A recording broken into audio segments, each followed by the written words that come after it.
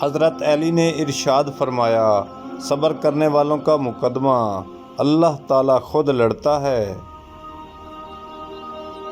اگر زندگی میں خوش رہنا چاہتے ہو تو نہ کسی سے امید رکھو اور نہ شکوہ کرو۔ ہر شخص کا غم اس کی اہمیت کے مطابق ہوتا ہے۔ نماز پڑھا کرو، کوئی ملے یا نہ ملے اللہ مل جاتا ہے، اور جب اللہ مل جاتا ہے تو سب کچھ مل جاتا ہے۔ کسی کے گھر جاؤ تو اندھے بن کے رہو اور باہر نکلو تو گونگے بن کے نکلو۔ دھوکہ دینے کے 1000 طریقے ہیں، لیکن سب سے گھٹیا طریقہ محبت اور ہمدردی کا دکھاوا کرنا۔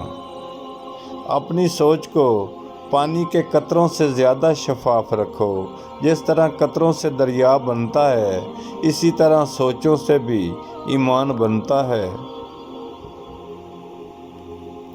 اگر میری زندگی میں دکھ نہ ہوتے تو میں اپنے رب کے ساتھ دعا کا رشتہ کیسے نبھاتا۔ اللہ سے معافی چاہتے ہو تو لوگوں کو معاف کر دو۔